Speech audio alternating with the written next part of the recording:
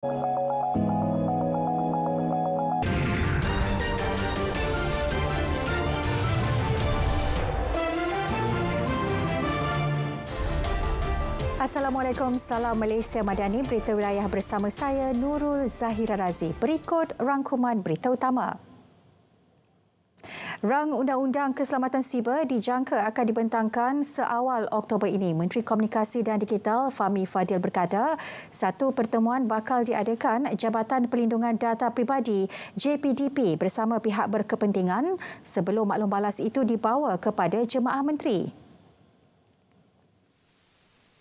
Berkenaan dengan Undang-Undang Keselamatan Cyber, ia di bawah jagaan NAKSA, Majlis Keselamatan Negara, dan sekarang dalam proses untuk dibawa ke jemaah menteri dulu sebelum perincian kepada undang-undang itu dapat kita jelaskan di khalayak umum. Proses ini berjalan dan saya percaya tak lama lagi pihak NAKSA akan dapat sampaikan sedikit apa yang terkandung dalam undang-undang itu. Antara isu utama yang kita lihat pada hari ini ialah takrifan commercial transaction, transaksi komersial.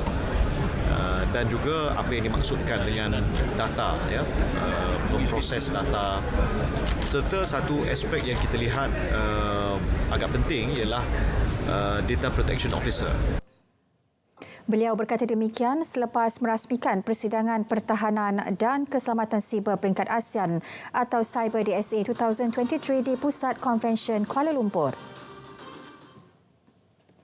2,500 pengguna golongan sasar boleh menikmati tambang percuma bagi perkhidmatan bas henti-henti MyBus mulai hari ini. Ia meliputi kawasan Seremban, Ipoh dan Johor Bahru dengan pendaftaran boleh dibuat di kaunter terminal bas terpilih. Golongan sasar warga negara Malaysia yang berkelayakan untuk menerima manfaat tambang percuma MyBus konsesi ini berbuka kepada beberapa kategori. Yang pertamanya, orang kelainan upaya OKU berdaftar dengan Jabatan Kebajikan Masyarakat. Yang kedua, warga emas berumur 60 tahun dan ke atas.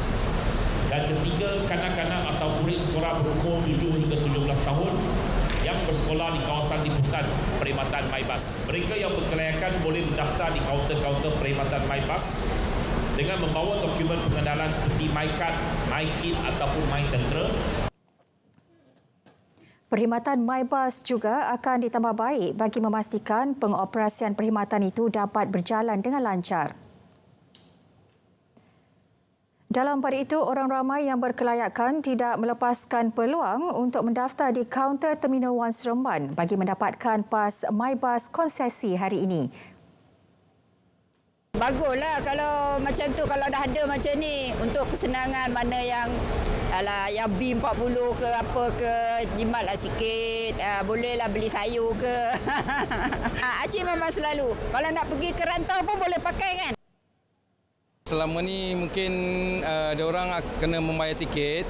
So apabila dekat kad konsesi ini, dia akan memudahkan untuk dia berulang-alik dan mengurangkan kos pengangkutan awam bagi golongan sasaran inilah. So dia akan mempulaskan lagi penggunaan perkhidmatan awam dalam Negeri Sembilan. 359 rayuan permohonan penempatan pegawai perubatan diluluskan di seluruh negara setakat ini.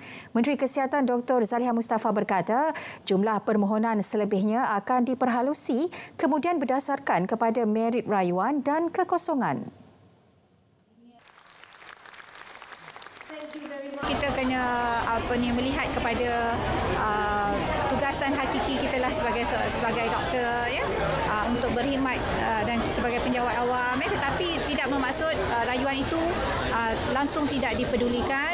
Kita akan kaji lagi rayuan-rayuan yang mungkin memang ada merit lah untuk kita perhalusi kembali, dan insya-Allah kalau ada juga mungkin rayuan itu satu dia ada merit, yang kedua mungkin penempatan yang mereka minta itu ada kekosongan, dan kita akan cuba assist lah ataupun facilitate lah kepada permintaan tersebut. Pada akhir Julai lepas, Dr. Zaliha memaklumkan KKM menerima 1,834 rayuan pertukaran penempatan pegawai perubatan. Beliau ditemui pemberita pada sidang media selepas Majlis Perasmian National Regulatory Reference Conference 2023 di Ibu Negara. Majlis Agama Islam Wilayah Persekutuan MAWIP telah mengagihkan sebanyak 420 juta ringgit wang zakat kepada asnaf dan golongan memerlukan bagi tempoh separuh pertama tahun ini. 7.4 juta ringgit daripadanya telah dibelanjakan menerusi program-program pembangunan asnaf termasuk program latihan industri. Adalah sebahagian daripada usaha MAWIP untuk melatih anak-anak asnaf supaya mereka ini dapat bangunkan diri masing-masing dan buat perubahan kepada keluarga. Jadi saya mengambil kesempatan ini untuk mengajak rakan-rakan daripada industri yang lain bersama-sama dengan MAWIP untuk kita membuat perubahan dan membantu golongan asnaf ini untuk mereka ini keluar daripada kepompong kemiskinan. Beliau berkata demikian selepas menyempurnakan Majlis Apresiasi Latihan Kemahiran MAWIP kali kedua di Kuala Lumpur. Ahli Dewan Undangan Negeri Adun Rendang, Datuk Seri Dr. Ahmad Samsuri Mohtar selesai mengangkat sumpah jawatan sebagai Menteri Besar Terengganu. Istiadat melafaz sumpah jawatan dan menandatangani watikah pelantikan berlangsung di Balairung Sri Istana Syarkiah Cendering, Kuala Terengganu. Datuk Seri Dr. Ahmad Samsuri melafazkan sumpah menyandang jawatan berkenaan di hadapan Sultan Terengganu, Sultan Mizan Zainal Abidin. Turut diadakan melafaz sumpah jawatan 10 barisan ahli Majlis Mesyuarat Kerajaan Negeri yang baharu. 4 daripadanya adalah Exco Muka Baharu. Polis akan mengambil keterangan susulan Menteri Besar Kedah menunjukkan kertas undinya kepada petugas media pada PRU DUN ke-15 baru-baru ini. Ketua Polis Negara Tan Sri Razarudin Hussein berkata, Tan Sri Muhammad Sanusi Muhammad Noor akan dipanggil dalam masa terdekat. Pihak polis akan membuat siasatan dan pertuduhan akan dilakukan oleh pihak Peguam Negara. Kita juga mempunyai cadangan-cadangan bila kita hantar kepada Peguam Negara dengan melihat semua keterangan-keterangan yang ada dan seksyen yang bersesuaian. Kes berkenaan akan disiasat di bawah Akta Kesalahan Pilihan Raya 1954 di bawah Seksyen 5-1 dan Seksyen 26-1-G. Beliau berkata demikian pada Majlis Pemakaian Lencana Pangkat dan Serah Terima Tugas Pengarah Jabatan Siasatan Jenayah yang baru, Datuk Seri Muhammad Syuhaili Muhammad Zain di Bukit Aman. Melihat kepada kejayaan dan impak besar program e-Tunai, kerajaan bersetuju untuk menawarkan kredit e-Tunai sebanyak RM100 kepada semua rakyat dewasa Malaysia yang berpendapatan RM100,000 setahun dan ke bawah. Bilangan penerima yang layak dianggarkan melebihi 10 juta rakyat, iaitu merangkumi golongan yang masih dikategorikan B40 dan M40, walaupun kita sekarang merangka supaya meminda pendekatan B40 dan 40 ini. Tapi kalau kita golongkan pada kumpulan ini, dana dalam kemudahan ini akan mencecah sekitar RM1 bilion.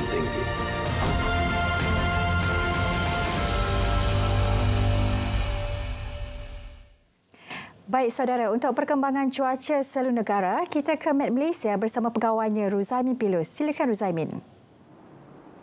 Assalamualaikum dan salam Malaysia Madani. Kembali bersama Met Malaysia untuk laporan cuaca terkini. Laporan dimulakan dengan carta angin permukaan semasa. Pada ketika ini, angin baratan bertiup dengan kelajuan antara 40 ke 50 km sejam bertiup di sekitar perairan barat negeri Thailand dan juga di kawasan Laut Cina Selatan. Seterusnya pula di kawasan perairan di bahagian tengah dan selatan Semenanjung termasuk juga di Sabah dan juga Sarawak, angin barat daya bertiup dengan kelajuan sederhana antara 10 ke 20 km sejam. Oleh itu, Met Malaysia masih lagi mengekalkan amaran angin kencang dan laut bergelora kategori pertama bagi kawasan yang ditandakan kuning yang berkuat kuasa sehingga ke 18 Ogos ini. Keadaan ini menyebabkan ketinggian ombak boleh mencapai 3.5 meter. Harus diingatkan, keadaan ini adalah amat berbahaya kepada bot-bot kecil, aktiviti menangkap ikan, aktiviti sukan dan juga rekreasi pantai. Seterusnya pula, kita beralih dengan tinjauan cuaca semasa. Gema radar terkini menunjukkan keadaan cuaca hujan berserta ribut petir di satu dua tempat kini sedang berlaku di sekitar negeri Perlis, utara negeri Kedah, selatan negeri Kelantan dan Terengganu, bahagian tengah dan selatan negeri Perak, diikuti bahagian pedalaman dan selatan negeri Pahang dan juga di beberapa daerah di sekitar bahagian timur dan selatan negeri Johor. Keadaan cuaca hujan terutama sedang berlaku di sekitar negeri Pahang dan juga Terengganu kami jangkakan boleh berlanjutan sehingga ke malam nanti. Seterusnya pula, kita beralih dengan keadaan cuaca di Sabah dan Sarawak. Di Sarawak pada ketika ini, keadaan cuaca hujan diperhatikan sedang berlaku di beberapa bahagian, terutamanya di bahagian tengah, pedalaman dan juga utara Sarawak. Manakala di Sabah pula, keadaan cuaca hujan dicerap di kesemua bahagian pada ketika ini. Keadaan cuaca hujan terutamanya sedang berlaku di bahagian tengah dan utara Sarawak kami jangkakan boleh berlanjutan sehingga ke malam nanti. Seterusnya pula, untuk ramalan pada tengah malam hingga ke awal pagi nanti, keadaan cuaca hujan berserta ribut petir dijangka akan mula tertumpu di sekitar kawasan perairan Selat Melaka pada awal tengah malam nanti. Keadaan ini menyebabkan kerana cuaca hujan di beberapa kawasan terutamanya di negeri Kedah, Perlis, Pulau Pinang dan juga kawasan berhampiran pantai di negeri Perak dan juga Selangor pada awal pagi nanti, termasuk juga di sekitar kawasan perairan timur negeri Pahang dan juga selatan negeri Terengganu.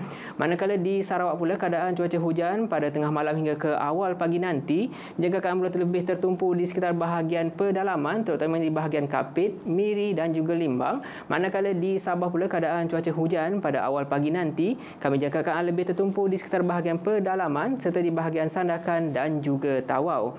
Baiklah, untuk mendapatkan info cuaca terkini boleh ikuti kami di Facebook, Instagram, Twitter serta YouTube rasmi Met Malaysia. Sekian daripada saya, Ruzamin Pilus. Assalamualaikum dan salam Malaysia Madani.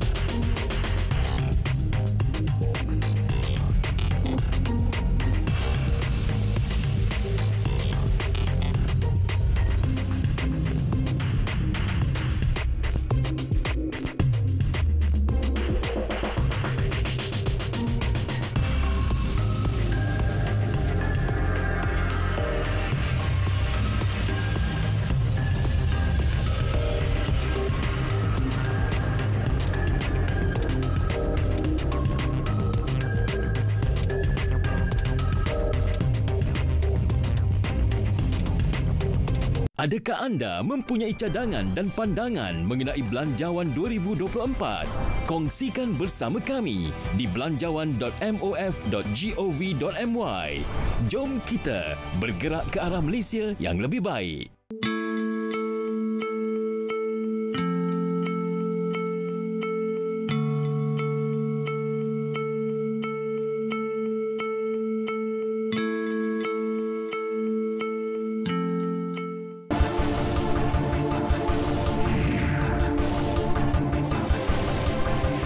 Baik saudara, seterusnya antara fokus negeri di bawah bayu Hari Peringatan Sandakan di Taman Memorial Batu Tujuh. Laporannya bersama Anisia Dulus di Kota Kinabalu. Silakan Ann. Ann? Ya, Zahira, Ketua Menteri Datuk Seri Panglima Haji Jinor mengajak rakyat untuk mendalami erti sebenar keamanan kerana peperangan dan konflik hanya mengundang kemusnahan.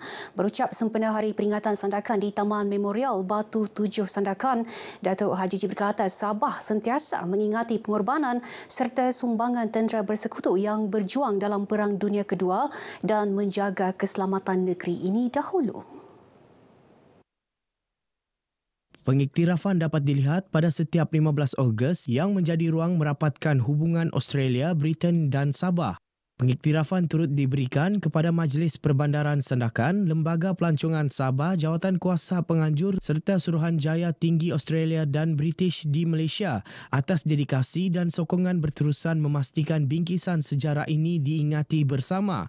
Demikian ucapan Ketua Menteri yang dibacakan Pembantu Menteri Pelancongan Kebudayaan dan Alam Sekitar Datuk Joniston Bangkuai. Hari Peringatan Sandakan juga dilihat dapat merancangkan pertumbuhan sektor pelancongan negeri. Kita akan senantiasa berusaha, ya. Tapi kita harus juga ambil kira bahawa kita baru lepas daripada pandemik COVID dan sudah tentulah akan mengambil sedikit masa. Tapi usaha itu akan berterusan. Kita ingin melihat pelancongan di Sabah ini kembali seperti sedia kala dulu itu. Penerbangan antarabangsa bukan saja dari Australia tetapi dari negara-negara lain. Sandakan tempat pertama saya datang di Malaysia 10 tahun dahulu. Tetapi saya tidak pernah datang di sini. Sandakan Memorial Park sangat cantik, indah dan saya fikir ucapan peringatan sangat moving, sangat emotional dan saya mahu pay tribute kepada rakyat Malaysia dan community Sabah untuk their sacrifice. Beberapa hal yang baik tentang itu upacara ini. Terutama itu peristiwa ini di sejarah itu berat. Tapi bersama kita sharing di sini. Jadi kita sharing bebannya, pengalamannya karena itu juga masyarakat di sini, di Sandakan, di Sabah, di Malaysia yang juga mengalami trauma pada masa ini. Jadi bersama kita ingat. Nah itu penting. Terdahulu delegasi terlibat turut diraikan dalam majlis makan malam yang diserikan persembahan kebudayaan tradisi kaum etnik daerah selain persembahan nyanyian artis tempatan. Kementerian Pertanian, Perikanan dan Industri Makanan Sabah merekodkan tren peningkatan pengeluaran beberapa tanaman makanan pada tahun 2022. Antaranya sayur-sayuran meningkat 13%, avokado 5% dan tanaman kelapa meningkat 4% hasil kejayaan program dilaksana Jabatan Pertanian Sabah. Menteri Pertanian, Perikanan dan Industri Makanan Datuk Seri Panglima Dr. Jeffrey Kittingan ketika berucap merasmikan mesyuarat tahunan Jabatan Pertanian Sabah di Kota Kinabalu berkata, pihaknya menyasarkan Sabah menjadi hub industri tanaman avokado setelah menjadi peneraju dalam sektor penyelidikan dan pembangunan tanaman berkenaan. Ketika ini, Sabah mempunyai kawasan tanaman avokado terluas negara iaitu 134 hektar mengeluarkan 3 jenis avokado berkualiti tinggi dengan potensi pengeluaran 10 hingga 15 tan sehektar. Jabatan Pertanian juga telah mengadakan kolaborasi bersama Persatuan Pengusaha Durian dan Buah-buahan Tropika Sabah bagi kerjasama membangunkan industri avokado negeri. Sementara itu, dalam majlis sama turut diadakan penyerahan sijil My Organic kepada pengusaha padi organik dan majlis menandatangani Memorandum Perjanjian Persefahaman antara Jabatan Pertanian dan Koperasi Pertanian Sabah Berhad mengenai pelaksanaan projek pembangunan tanaman kelapa, durian dan avokado seluas 50 hektar. Sementara itu, usaha pertubuhan peladang kawasan PPK Putatan untuk membuka peladang outlet akan memberi manfaat kepada ahli peladang seluruh negeri. Ini kerana ia akan memudahkan ahli memasarkan produk selain menjadi tempat penyimpanan bahan dan barangan jualan. Peladang outlet tersebut dijangka menempatkan lebih 500 gerai. Saya mengambil maklum bahawa ada beberapa case sebagai success story macam mana PPK Putatan dia membimbing usahawan tempatan seperti contoh dalam memajukan penternakan kambing dan juga gelulut di Putatan juga, dan mereka juga ada rancangan yang lebih makro yang lebih besar seperti nak tubuhkan belatang outlet dekat kawasan Putatan. Kita telah memohon sebanyak 500,000 supaya sekurang-kurangnya dalam 500,000 itu bolehlah kita membuat untuk pusat-pusat collection di mana produk-produk yang datang di seluruh Sabah kita akan longgokkan di tempat tersebut dan kita marketlah kepada kawasan-kawasan yang ada. Pasal di Kota Kinabalu merupakan pusat untuk penjajah-penjajah dan juga untuk pusat pengumpulan. Mereka ditemui media ketika lawatan kerja Chan ke pejabat PPK Putatan di Putatan. Chan turut melawat projek ternakan kambing feedlot, kilang pembuatan dan pengedaran makanan serta premis pemprosesan sejuk beku dimsum di daerah ini. Ia merupakan lawatan kerja keempat selepas Tawau, Kalabakan dan Penampang. Seramai 72 pengerusi Jawatan Kuasa Kemajuan dan Keselamatan Kampung JKKK dalam kawasan Dewan Undangan Negeri Dun Kadamayan menerima watikah pelantikan dalam sebuah majlis jadakan di Kota Blud. Penyampaian disempurnakan Ahli Dewan Undangan Negeri Dun Kadamayan, Datuk Iwan Benedict yang juga Menteri Pembangunan Usahawan dan Koperasi. Datuk Iwan ketika ditemui pemberita meminta pengerusi JKKK yang baru dilantik melaksanakan tanggungjawab sebaiknya. Ini termasuk mengenal pasti dan mengemukakan permasalahan dan keperluan rakyat kepada pihak berkaitan untuk tindakan selanjutnya. Di peringkat saya akan terus berusaha untuk memberikan perkhidmatan yang terbaik, terutama untuk mencari sumber-sumber peruntukan bagi membantu menyelesaikan keperluan terutama infrastruktur asas di kawasan Kadamayan ini seperti mana yang telah dinyatakan dalam Plan Pembangunan Kadamayan. Beliau juga mengingatkan JKKK agar bekerjasama dengan pihak unit pemimpin pembangunan masyarakat UPPM dan agensi kerajaan agar penduduk di kawasan masing-masing tidak ketinggalan dalam menerima bantuan atau program pembangunan untuk kesejahteraan masyarakat. Kembara Merdeka Jalur Gemilang KMJG 2023 hari ini meneruskan perjalanan dengan 5 persinggahan di daerah Kimanis dan Papar. Seperti hentian sebelum ini, konvoi disambut meriah khususnya dengan kibaran megah Jalur Gemilang. Ahli Dewan Undangan Negeri Adun Kawang, Datuk Seri Dr. Gulam Haidar Khan Bahadar mengajak rakyat untuk terus menzahirkan semangat patriotisme dengan mengibarkan jalur gemilang bagi menyemarakkan lagi Bulan Kebangsaan. Beliau menyatakan demikian ketika melancarkan program Bulan Kebangsaan dan pelepasan KMJG 2023 peringkat daerah Papar di Sekolah Menengah Agama Negeri Toh Puan Hajah Rahmah Papar. Datuk Gulam turut berkesempatan menyampaikan sumbangan RM20,000 kepada Persatuan Ibu Bapa dan Guru serta peralatan sukan kepada sekolah ini. Terdahulu konvoi KMJG 2023 turut singgah di SMK Bongawan, SMK Kimanis, Pejabat Daerah Papar dan SMK Pengalat Papar. Setakat ini konvoi telah melalui 47 hentian dengan jarak perjalanan sejauh 1,400 kilometer. Perkembangan sukan. Program Fit Malaysia bakal berlangsung pada 26 dan 27 Ogos di Kompleks Sukan Kota Kinabalu. Edisi keempat di Sabah ini menyasarkan penyertaan 7,000 masyarakat setempat. Dalam sidang media di Kota Kinabalu, Menteri Belia dan Sukan Datuk Elron Angin berkata, antara aktiviti menarik termasuk fun run, fun walk, fun ride, sukan berbentuk pertandingan kecergasan secara individu dan berpasukan, serta pelbagai pameran dan jualan kesihatan. Kita mempromosikan aktiviti sukan, kecergasan dan rekreasi sebagai salah satu medium perpaduan. Sementara itu, ketika ditanya mengenai persiapan Sukan Sabah Saga berlangsung Disember depan, Datuk Elron berkata semua agensi terlibat telah bersedia dan fasiliti sudah disiapkan untuk menjayakan tamasya sukan berkenaan. 23 acara bakal dipertandingkan melibatkan penyertaan seluruh daerah di Sabah. Selain Kota Kinabalu menjadi hos utama saga kali ini, beberapa lokasi tambahan turut digunakan iaitu Penampang, Kota Belud, Ranau, Putatan, Keningau dan Tuaran. Seramai 586 peserta daripada 14 persatuan seni mempertahankan diri menjayakan program Malam Semarak Pendekar 2023 yang berlangsung di Padang Bandaran Sendakan. Ia diadakan bagi menghimpunkan penggiat seni bela diri selain bertujuan memperkasa nilai kekitaan dalam kalangan rakyat.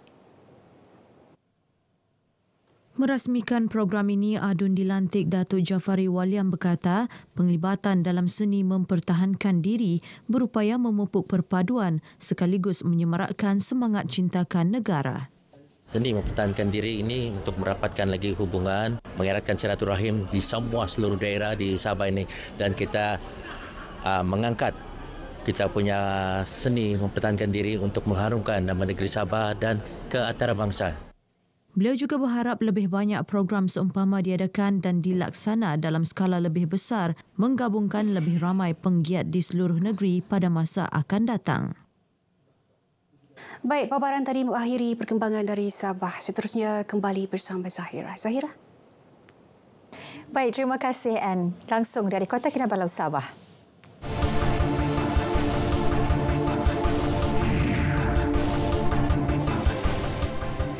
Seterusnya kita ke Bumi Kenyalang. Antara fokus petang ini terokai potensi pasaran sektor perkayuan berasaskan produk dari sumber yang boleh diperbaharui, juga mengenai usaha tarik minat pelajar dengan bidang STEM. Perinciannya langsung saja bersama Buma Wiyin. Silakan Buma. Buma? Ya Zahira, terima kasih. Perbadanan Kemajuan Perusahaan Kayu Sarawak Pusaka diseru terokai potensi pasaran sektor perkayuan berasaskan produk dari sumber yang boleh diperbaharui. Ke arah itu, Premier Sarawak Datuk Patinggi Tan Sri Abang Johari Tonopeng mahu Pusaka mengubah hala tuju dalam sektor itu dan menjalin kerjasama dengan Jabatan Tanah dan Survey, Jabatan Hutan Sarawak dan Jabatan Pertanian Sarawak. Kerjasama ini untuk mengkaji jenis-jenis tanah bersesuaian bagi penanaman pokok yang mampu menghasilkan sumber yang mampan. Ini penting untuk mengetahui tanah yang sesuai untuk penanaman pokok dengan lebih cepat dan mudah ditanam semula bagi memastikan produk hiliran dipasarkan secara berterusan. Berpandukan data diperoleh, beliau yakin pusaka dapat menghasilkan produk perkayuan mempunyai nilai tambah selari dengan usaha progresif kerajaan negeri merealisasikan matlamat ke arah ekonomi hijau menjelang 2030. Beliau berucap pada majlis makan malam sambutan Jubli Emas 50 tahun Pusaka di Kuching malam tadi.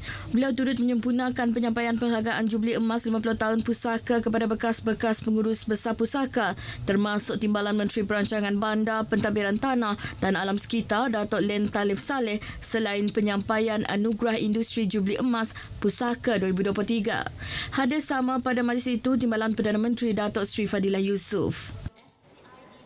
Para pemegang lesen perdagangan hutan LPF digesa mempercepatkan pembangunan penanaman pokok industri ITP dalam menyediakan bahan mentah berterusan bagi mengekalkan industri perkayuan di Sarawak.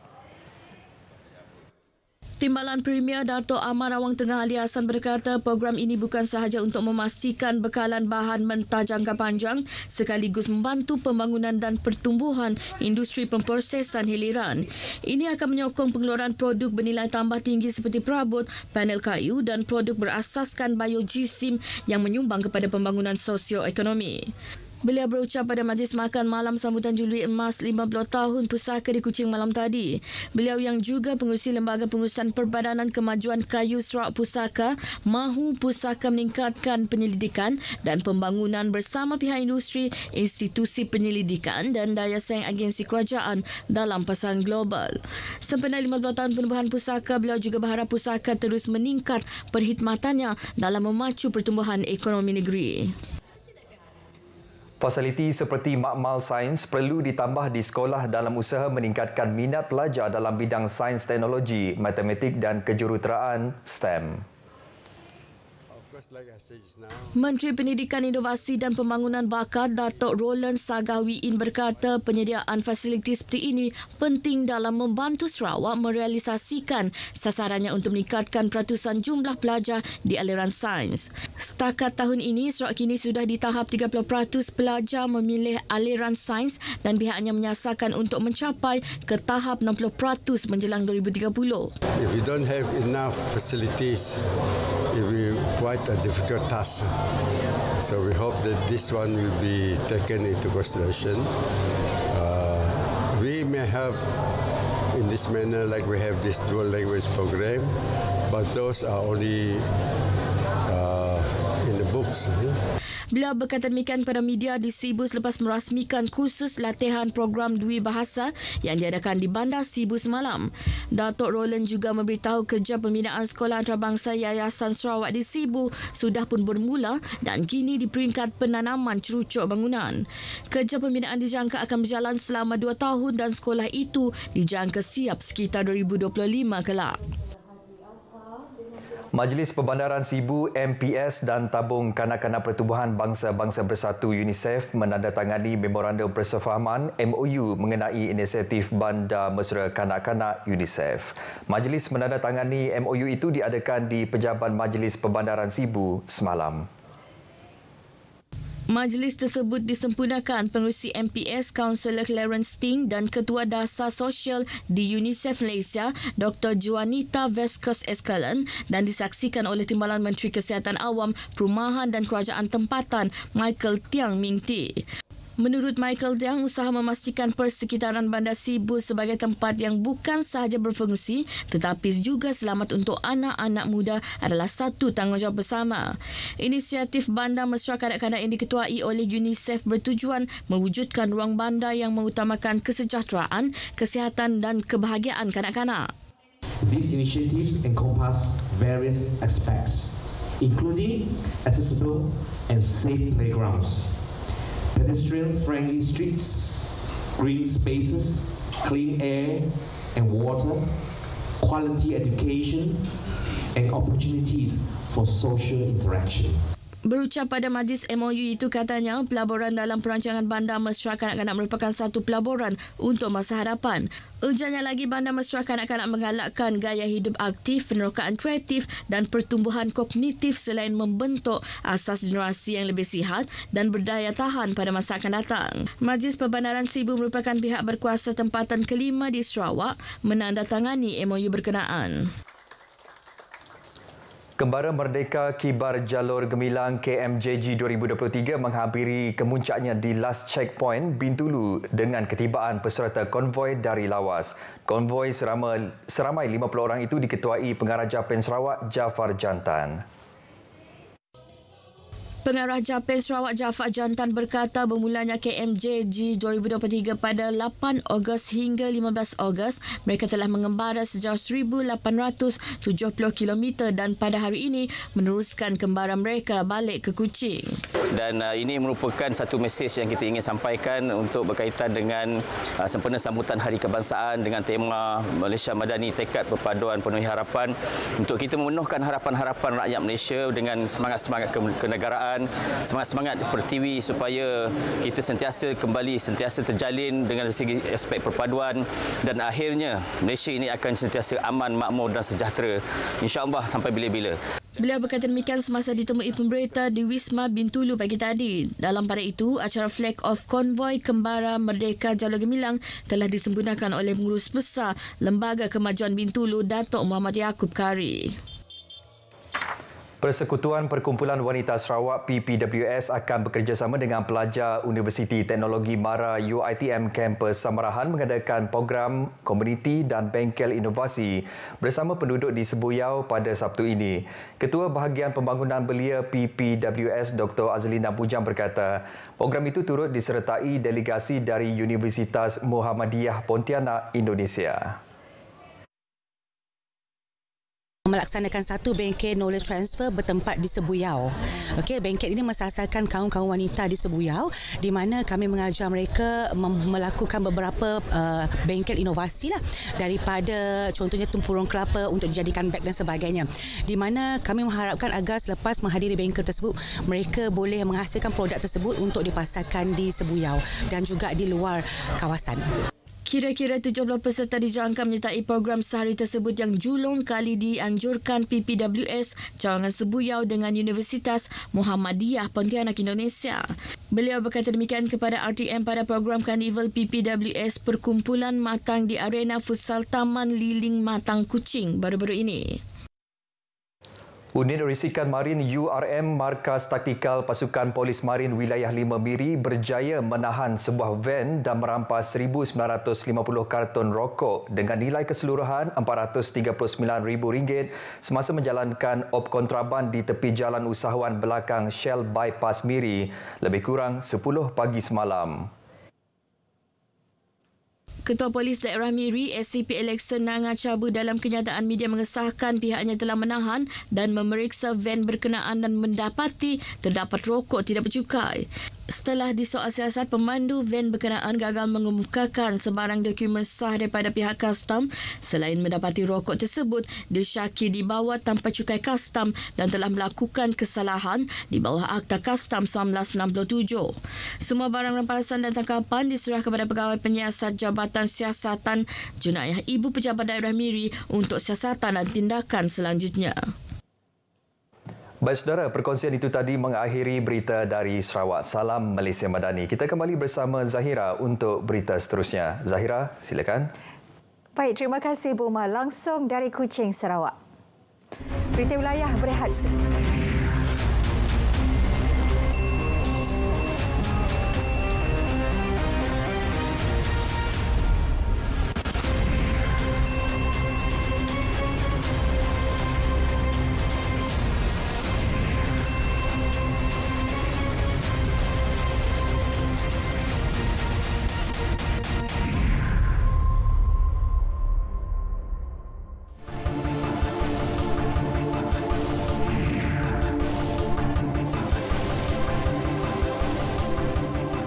Semula dalam berita wilayah, pembinaan 129 menara telekomunikasi baharu yang akan beroperasi sepenuhnya tahun depan bakal beri manfaat kepada 1.8 juta penduduk di Kelantan.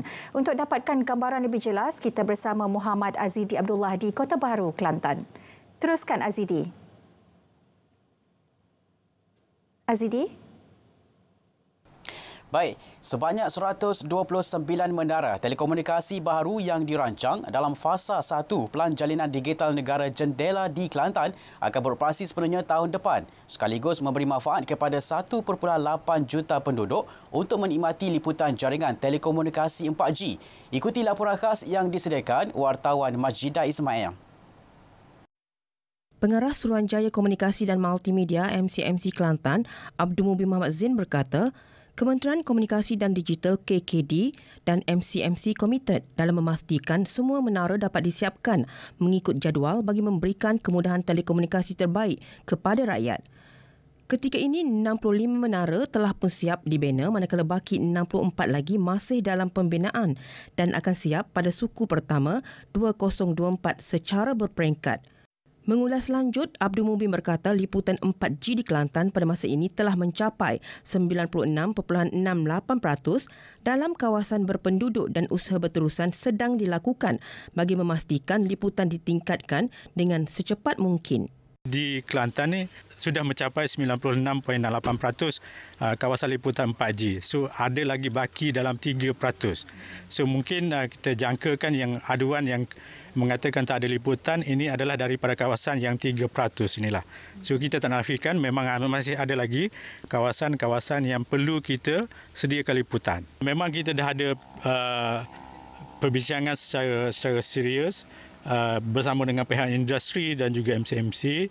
Yang 3% itu akan disasarkan dalam projek Jendela Fasa 2 nanti. Sementara itu mengulas mengenai liputan internet 5G pula, jelas beliau, ketika ini berada pada tahap 20% kawasan berpenduduk dengan 199 lokasi atau menara telekomunikasi 5G dikenal pasti akan dilengkapkan dengan kemudahan tersebut. Daripada jumlah itu, 74 lokasi sudah beroperasi sepenuhnya.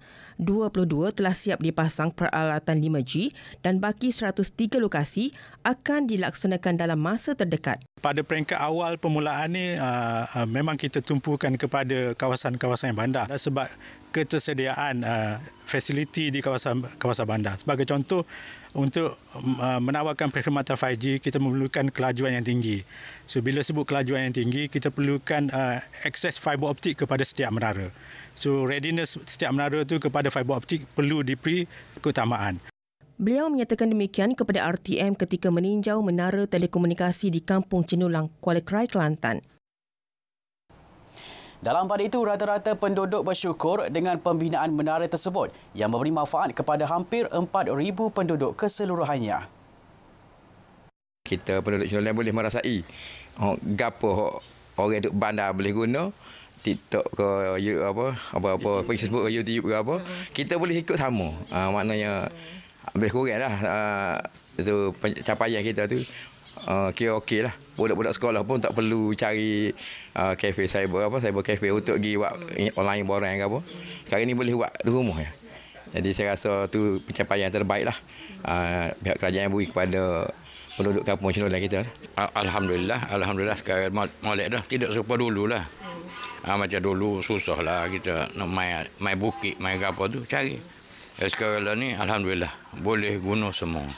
Terima kasihlah pada kerajaan sebab menyediakan line internet ke kita orang ni, sebabnya dulu kita orang sekolah online ke apa tak mampu nak buka link hot cikgu bagi, lecturer bagi, tak boleh buka. Lah ni alhamdulillah student-student pun ngaji online pun tak ada masalah ke apalah. Di bawah jendela fasa 1 juga terdapat 3 lagi inisiatif dilaksanakan kerajaan dalam memastikan rakyat Kelantan menerima manfaat. Ini termasuk penambahbaikan stesen pemancar 4G sedia ada, melibatkan 1,941 stesen, manakala 7 stesen lagi sedang dalam proses penambahbaikan. Menerusi fasa ini juga, sejumlah 94,500 premis menerima manfaat melalui pemasangan gentian optik berkelajuan tinggi di seluruh Kelantan. Meskipun tinggal jauh di kawasan pendalaman, penduduk orang asli di Kelantan juga tidak ketinggalan daripada arus kemodenan teknologi. Mereka turut menikmati perkhidmatan internet jalur lebar tanpa wayar yang menggunakan teknologi satelit, melibatkan 18 lokasi di Gua Musang. Jelas beliau, kemajuan infrastruktur komunikasi yang dibawa kerajaan telah berjaya dilaksanakan sekaligus membawa banyak perubahan kepada rakyat segenap pelosok di Kelantan. Laporan Majid Ismail, RTM. Hanya sekadar suka-suka, seorang tukang jahit tidak menyangka rekaan baju jalur gemilang yang dihasilkannya menerima tempahan dari seluruh negara. Mimi Suryana Zahari, 33 tahun berkata, pada mulanya dia hanya menjahit pakaian tersebut untuk dipakai 2 anaknya ketika sambutan Hari Kemerdekaan di sekolah mereka tahun lalu. Susulan itu, katanya, dia mula menerima tempahan daripada guru sekolah serta jiran tetangga untuk menghasilkan pakaian bercorak jalur gemilang. Melihat kepada permintaan yang tinggi, dia mula menjahit kira-kira 100 pasang pakaian tersebut dan menyewakannya kepada ibu bapa yang memerlukan. Pada masa sama, dia turut mengiklankan pakaian itu menerusi laman sosial dan mula menerima tempahan dari seluruh negara. Saja je suka-sukanya. Sebelum ni duduk jahit baju anak. Lepas tu ramah hok pinjam. Lepas tu kak rasa nak buatlah sikit-sikit. Baju tu untuk sewa. Harga mampu milik lah 25 ya, sepasir sampai ke 35. Tengok atas design. Beliau berkata demikian ketika ditemui di rumahnya di Kampung Pulau Kundur, Kota Baru. Pakaian itu disewakan pada harga RM25 hingga RM35 untuk tempoh 3 hari mengikut saiz dan jenis. Tempahan untuk Hari Kemerdekaan pada tahun ini sudah dibuka dan ramai yang mula membuat tempahan. Rekaan corak baru turut diperkenal dan kini dalam proses untuk menyiapkannya. Sekian paparan dari Kelantan. Assalamualaikum dan salam Malaysia Madani. Baik, terima kasih Azidi langsung dari Kota Baru, Kelantan. Seorang pembantu kanan PBT direman 5 hari bermula hari ini bagi membantu siasatan kes penyalahgunaan kuasa. Magistrate Nik Muhammad Tarmizi Nik Muhammad Sukri membenarkan permohonan reman terhadap lelaki berusia 50-an itu. Perintah reman bagi membantu siasatan kes di bawah Seksyen 23-1 Akta Suruhanjaya Pencegahan Rasuah Malaysia 2009. Lelaki terbabit yang juga bendahari bagi kesatuan PBT tersebut disyaki meluluskan pengeluaran dana kebajikan Kesatuan Kaki Tangan PBT untuk kegunaan peribadi. Suspek dipercayai melakukan perbuatan berkenaan sejak 2017 hingga 2020. Suspek turut disyaki melakukan lebih 30 transaksi dengan nilai wang mencecah hampir RM200,000. Perkembangan sukan silat di Terengganu. Skuad silat Terengganu membuat persiapan lebih awal dalam misi mempertahankan kejuaraan keseluruhan pada SUKMA 2024 di Sarawak. Program latihan yang telah direncanakan sejak setahun lalu itu kini telah memasuki fasa kedua. Pada edisi di Kuala Lumpur tahun lalu, skuad silat Terengganu mencipta kejutan merangkul 5 pingat emas, 4 pingat perak dan 4 pingat gangsa. Ia melepasi sasaran awal mereka iaitu 3 pingat emas. Selain memfokuskan program-program latihan berintensi tinggi, skuad silat Terengganu juga akan menyertai pelbagai kejohanan bagi memberi lebih pendedahan. Pada tahun depan, insya-Allah kita akan menghantar atlet kita keluar negara untuk menghadapi ataupun menjalani latihan. Walaupun tidak ramai, mungkin kita menghantar 5 orang ke Indonesia ataupun ke Thailand, di mana negara yang insya-Allah kita akan pilih lah. Kem silat ini juga turut dibantu oleh beberapa pembantu jurulatih berpengalaman yang juga merupakan bekas pesilat negara seperti Ahmad Kushairi Azhar, Wan Izadi Wan Ismail dan Muhammad Hafiz Mahari. Ada kalanya dalam mendidik anak-anak, ibu bapa secara tidak sengaja berkelakuan pilih kasih dalam memberi kasih sayang atau perhatian. Zahirkan kasih sayang terhadap anak-anak. Jika perlu ditegur, tegurlah dengan kasih sayang.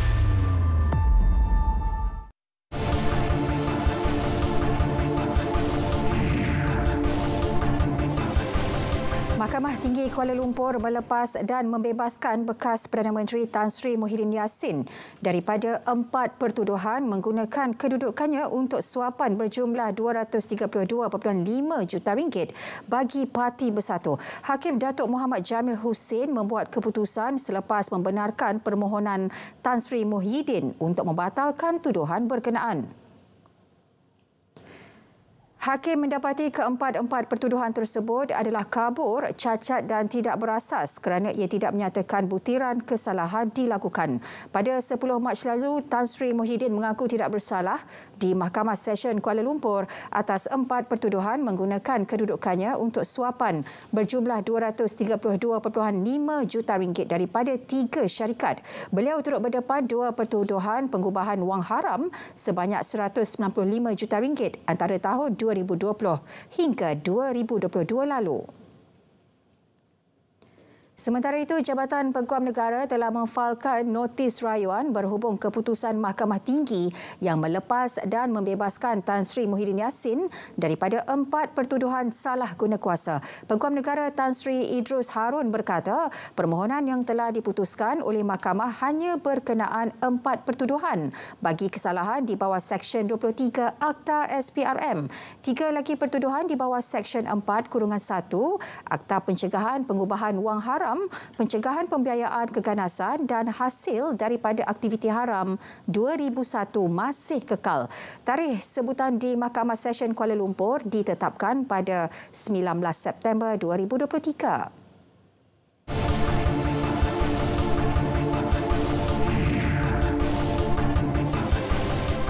Seorang pengasuh wanita didenda RM40,000 selepas mengaku bersalah atas 2 pertuduhan mengasari 2 kanak-kanak di sebuah taska Milalu. Tertuduh Nurul Syahira Ashikin Sulaiman membuat pengakuan tersebut di Mahkamah Session Johor Bahru.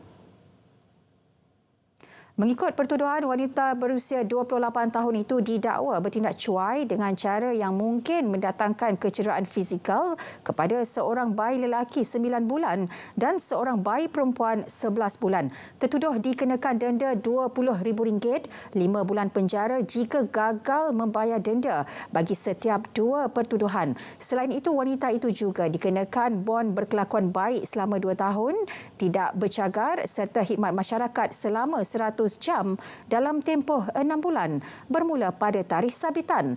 Kes disiasat mengikut Seksyen 31-1-A Akta Kanak-Kanak 2001. 7 remaja lelaki termasuk seorang warga asing berusia 14 hingga 17 tahun ditahan di 6 lokasi berbeza sekitar Johor Bahru semalam. Mereka disyaki memukul seorang remaja lelaki berusia 15 tahun di kawasan rekreasi di Taman Bestari Indah. Ketua Polis Daerah Johor Bahru Selatan ACP Raup Selamat berkata pihaknya menerima laporan daripada mangsa kira-kira pukul 4 petang semalam. Satu video berdurasi 59 saat di laman Facebook dikesan memaparkan kejadian itu. Mangsa dipercayai dipukul berkali-kali di bahagian hadapan dan belakang badan, peha serta lengan kiri kanan hingga mengalami kecederaan. Kejadian dipercayai berlaku pada Rabu 9 Ogos pukul 3 petang. Ketujuh-tujuh suspek akan dibawa ke Mahkamah Magistrate Johor Bahru untuk ditahan reman mengikut Seksyen 117 Kanun Prosedur Jenayah.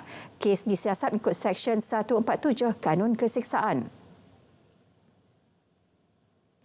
Jabatan Pelindungan Hidupan Liar dan Taman Negara Perhilitan menyasarkan 400 ekor harimau Malaya dapat dilahirkan dalam tempoh 10 tahun menggunakan kaedah teknologi Sistem Pembiakan Terbantu ART. Menurut Ketua Pengarah Perhilitan, Datuk Abdul Kadir Abu Hashim, kini hanya terdapat 150 populasi harimau Malaya di 8 buah negeri seperti Kelantan, Terengganu, Johor dan Pahang. Katanya kaedah ART yang digunakan di Taman Zoologi Thailand amat berkesan dan boleh dipraktikkan di negara ini. Bagaimanapun pihaknya perlu mengkaji dan menilai 3 faktor utama seperti kelahiran, makanan dan habitat. Jadi pada hari ini kita jemput rakan kita daripada Thailand, daripada ZPOT, Zoological Park of Thailand. Diorang pun ada expertise, so kita panggil diorang sini untuk sama-sama bekerjasama dan bertukar-tukar expert lah, bertukar maklumat dan pelbagai lagi macam mana kita nak buat untuk kita nak menaikkan bilangan harimau ni. So kita breeding dia di kita punya pusat konservasi lah. So di mana di akhirnya nanti bila kita dapat buat benda ni, dan kita akan introduce balik di dalam hutan kita lah. Beliau berkata demikian kepada pemberita selepas seminar dan bengkel hidupan liar ART 2023 di Eva Musa Alur Gajah. Program khas itu dilakukan sejak 2017, namun tiada anak harimau Malaya berjaya dihasilkan setakat ini.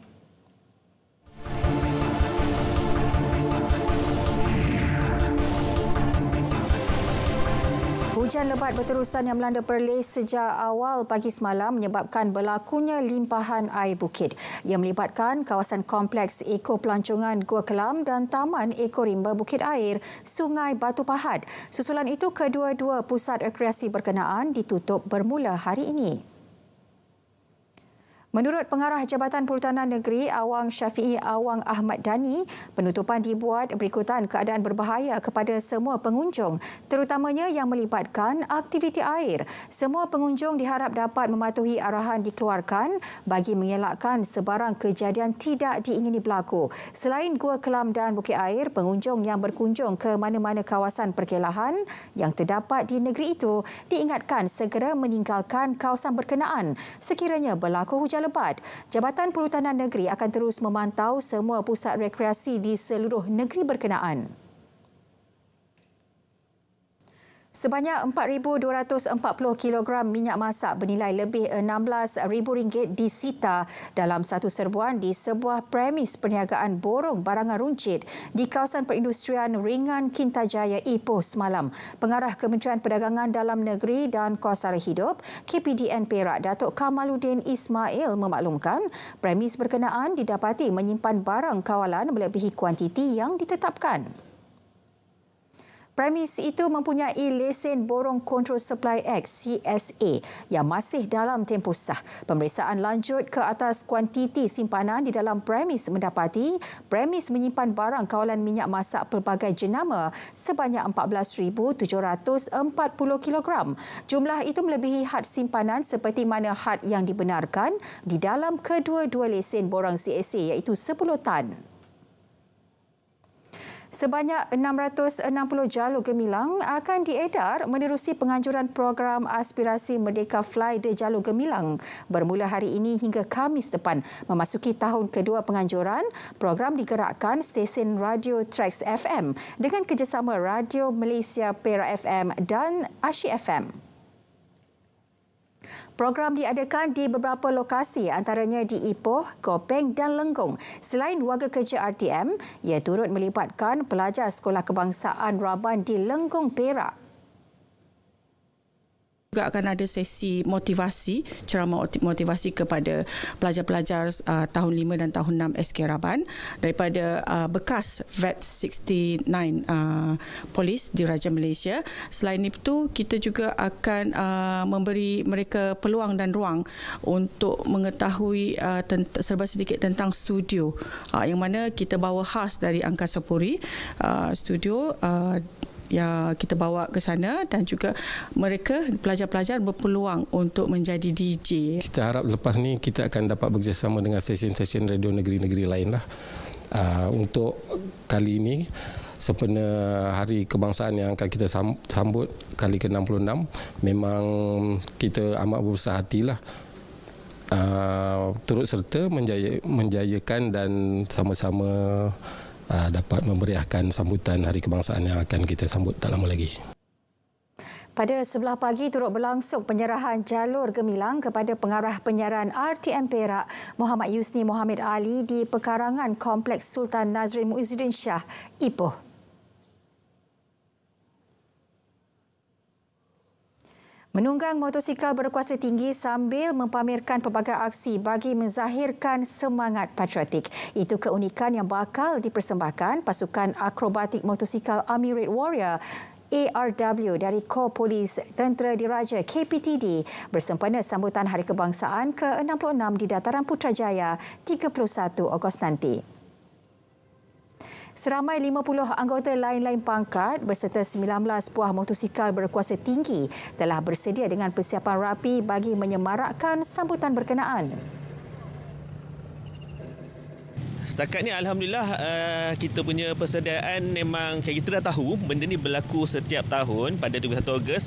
Jadi kami buat perkara yang sama di mana kita dah buat senggaraan motor pun dah berada dalam keadaan yang baik, dan anggota kami pun dalam keadaan yang baik dan sedang melaksanakan latihan, dan saya yakin mereka dan kita semua ready untuk membuat persembahan pada 31 Ogos nanti. Pada tahun ini sempena persembahan khas Malaysia Madani, kita menampilkan persembahan Army Red Warrior dengan persembahan akrobatik yang tersendiri yang boleh memperlihatkan semangat kebangsaan pada tahun ini, seperti formasi Tugu Negara, formasi Pahlawan Melayu, dan juga ada penampilan khas daripada staf Sarjan Husna. Istimewanya, persembahan kali ini turut menampilkan pemegang Malaysian Books of Records bagi kategori lompatan motosikal terpanjang wanita. Memang pertama kali first motor lah. Kedua saya kena buat latihan. Latihan tu saya akan start pada besok hari lah. Saya akan start tengok pada jarak yang saya nak lompat tu lah. Jadi hari-hari kena training lah benda ni sebab dia melibatkan satunya saya punya keselamatan. Dikenali sebagai Wira Merah Kor Polis Tentera Diraja di awal penubuhannya pada tahun 1963, pasukan ini menjanjikan persembahan memukau yang bakal melakar sejarah baharu bagi Hari Kebangsaan tahun ini. Baik saudara, berita wilayah berakhir di sini. Saya Nurul Zahira Razi, Malaysia Madani, tekad perpaduan penuhi harapan. Assalamualaikum.